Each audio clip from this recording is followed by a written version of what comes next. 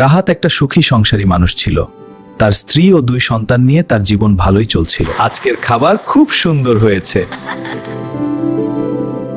কিন্তু একদিন সে তার প্রতিবেশী এক মহিলার সাথে পরকীয়া শুরু করলো। তোমার সাথে কথা বললে আমার মন ভালো হয়। সে তার স্ত্রীকে মিথ্যা বলে বাইরে যেত। কোথায় যাচ্ছ? অফিসের জরুরি কাজ আছে। দিনের পর দিন তাদের সম্পর্ক গভীর হতে লাগলো। তোমাকে ছাড়া আমি থাকতে পারি না। তার স্ত্রী কিছু সন্দেহ করতে শুরু করলো। তুমি রাতে কোথায় যাও? আমাদের সংসারের কি হবে?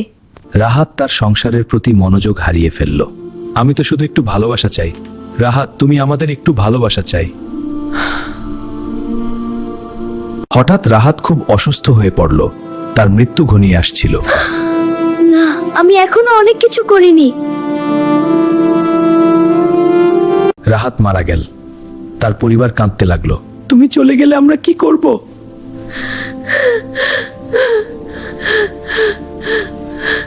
কবরের ভিতরে রাহাত চোখ খুলল। 2 ফেরেশতা এসে দাঁড়ালেন। রাহাত, তুমি দুনিয়াতে কি করেছো? রাহিমের মুখ শুকিয়ে গেল। আমি পরকীয়া করেছি। এখন তোমার সাজা শুরু হবে। কবরের উপর ভারী পাথর চেপে বসলো। এই চাপ তোমার পরকীয়ার চাপ। আমার বুক ফেটে যাচ্ছে।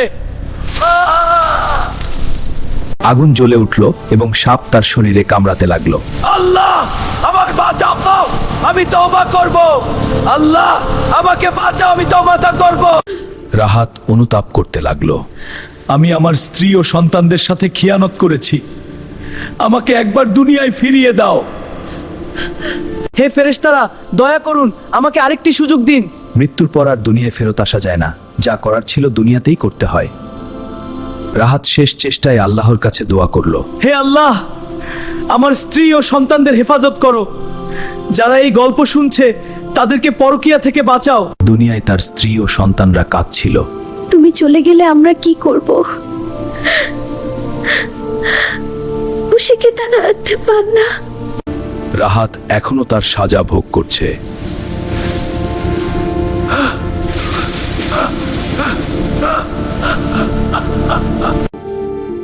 তার স্ত্রী একা একা কষ্ট পাচ্ছিল।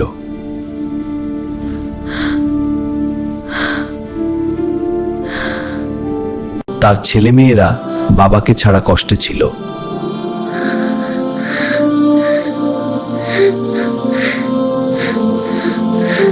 রাহাত অনুতাপ করছিল। আমি যদি দুনিয়ায় ফিরতে পারতাম তাহলে আমি সবাইকে বলতাম, পরকীয়া করো না, এর শাস্তি কবরে অসহ্য। তার দোয়ার বরকতে কবরে একটু আলো এলো।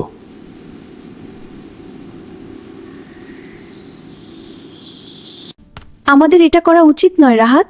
আমি জানি, কিন্তু এখন ফিরে যাওয়া কঠিন। রাহাত বুঝে পড়ল ওর সবচেয়ে বড় বিশ্বাসঘাতকতা। হ্যাঁ, এটা ছিল আমার জীবনের সবচেয়ে বড় ভুল। তার পরিবার আল্লাহর কাছে দোয়া করছিল।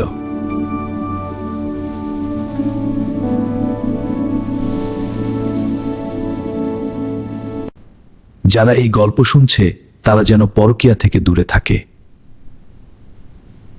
পরকীয়া করা আল্লাহর সাথে বিশ্বাসঘাতকতা।